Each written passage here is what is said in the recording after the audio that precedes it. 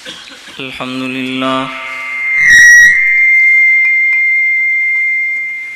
لله وحده والصلاة والسلام على من لا نبي بعده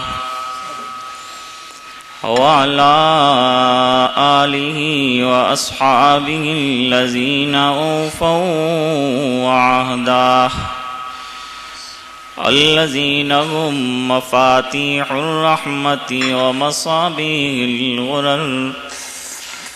أعوذ بالله من الشيطان الرجيم. بسم الله الرحمن الرحيم. وَإِذِ ابْتَلَى إِبْرَاهِيمَ رَبُّهُ بِكَلِمَاتٍ فَأَتَمَّهُنَّ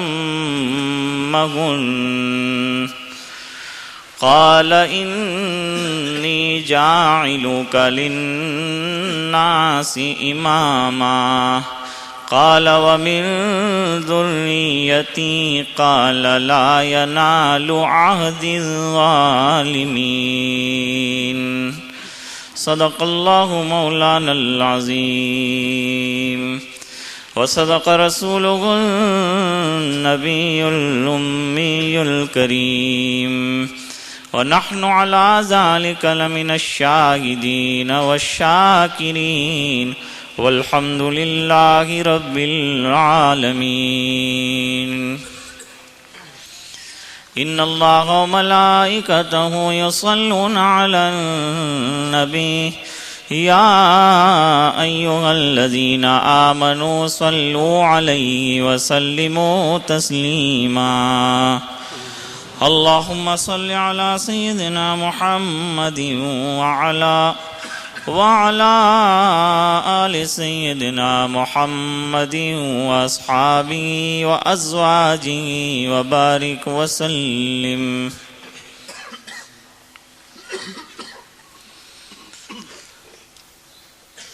کل گزشتہ حضرت عمر رضی اللہ تعالیٰ عنہ کی شہادت سے پہلے کے حالات پر کچھ گفتگو ہوئی ہے.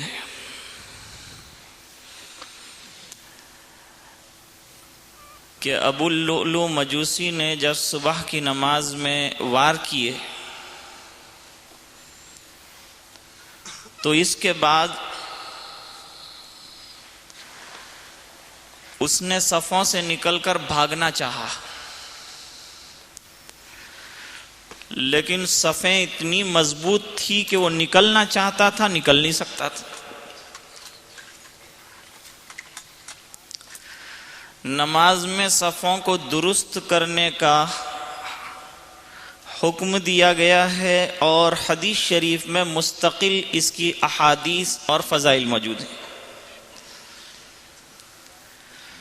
ایک روایت میں نبی کریم صلی اللہ تعالی علیہ وسلم نے فرمایا کہ صفوں کو خوب درست کیا کرو. صفیں درست ہوں گی تو اس کا نتیجہ یہ ہوگا کہ دل بھی درست ہوں گے. مسجد گویا اتحاد اور دل کے یکجا اور متحد ہونے کا مقام ہے، اور نماز میں صف بندی کے ذریعے سے یہ چیز حاصل ہوتی ہے.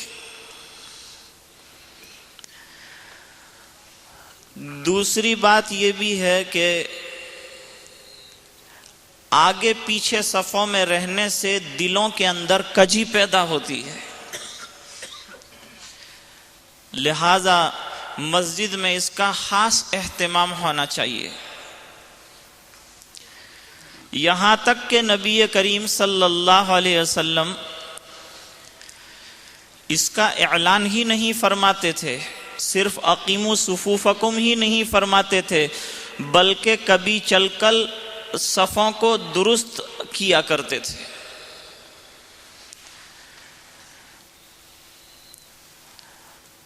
افریقہ میں ایک عالم صاحب کو یہ جذبہ پیدا ہوا کہ اب تو صفوں کو درست کرا کے ہی چھوڑوں گا، تو انہوں نے تلوار سے درست کرانا شروع کیا.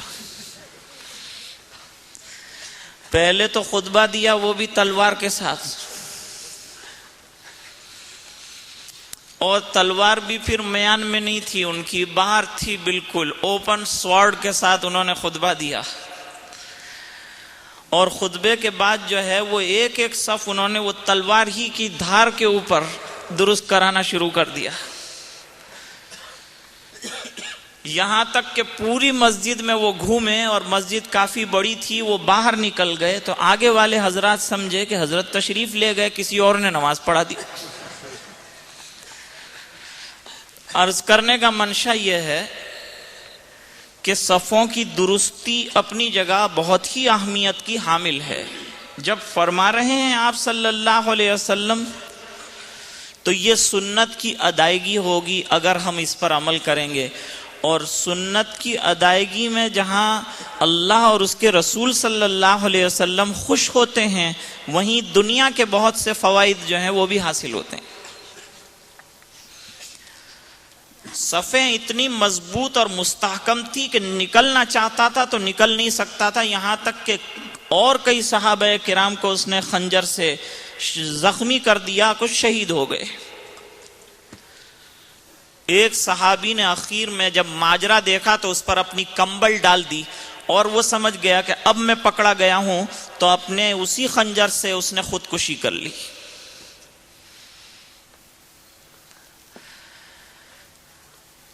خیر، نماز حضرت عمر رضی اللہ تعالی عنہ نے بگڑنے نہیں دی، اور یہ جماعت کا سلسلہ برابر جاری رہا۔ مختصر نماز حضرت عبد الرحمن ابن عوف رضی اللہ تعالی عنہ نے پڑھائی، اور آپ بھی وہیں کنارے پر بیٹھے رہے۔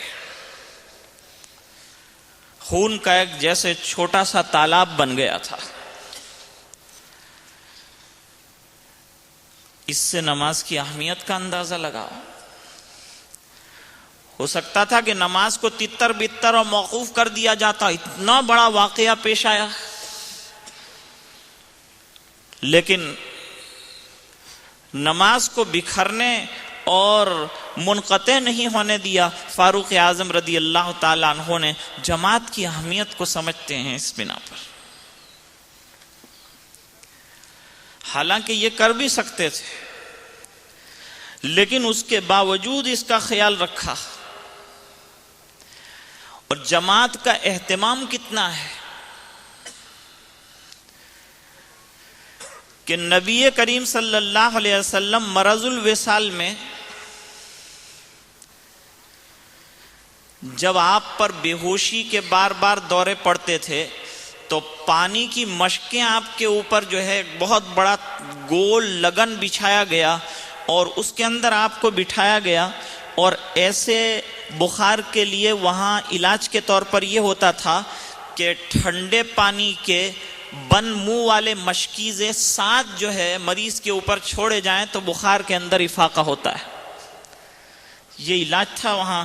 تو آپ کے اوپر 7 مشکیزیں جو ہے وہ پانی کے ڈالے گئے، کچھ افاقہ ہوا تو تھا جماعت کا وقت، نبی کریم صلی اللہ علیہ وسلم کا قدم نہیں اٹھتا تھا، بلکہ حضرت علی اور حضرت عباس رضی اللہ تعالی عنہما نے دونوں شانوں میں سے اٹھایا حضور پاک صلی اللہ علیہ وسلم کو، پھر بھی آپ کا پیر زمین پر ٹکتا نہیں تھا، بلکہ آپ کو جب لے جایا جا رہا تھا تو دونوں انگوٹھے کے یوں نشان ریت میں بنتے چلے جا رہے تھے، گویا پیر گھسٹتے جا رہے ہیں لیکن جماعت کو چھوڑنا نہیں چاہتے۔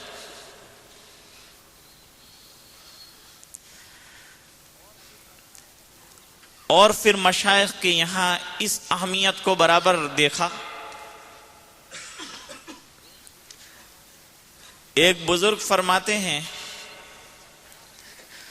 کہ ایک مرتبہ حضرت گنگوہی رحمت اللہ علیہ دارالعلوم کے اجلاس کے موقع پر تشریف لائے تو لوگوں سے ملاقات میں جماعت نہیں گئی، صرف تکبیر تحریمہ جو ہے، یعنی امام جب اللہ اکبر کہتے ہیں اس وقت وہ جڑ نہیں سکے، اس میں تھوڑا لیٹ ہو گئے تو چہرے پر کافی غم کے آثار نظر آئے۔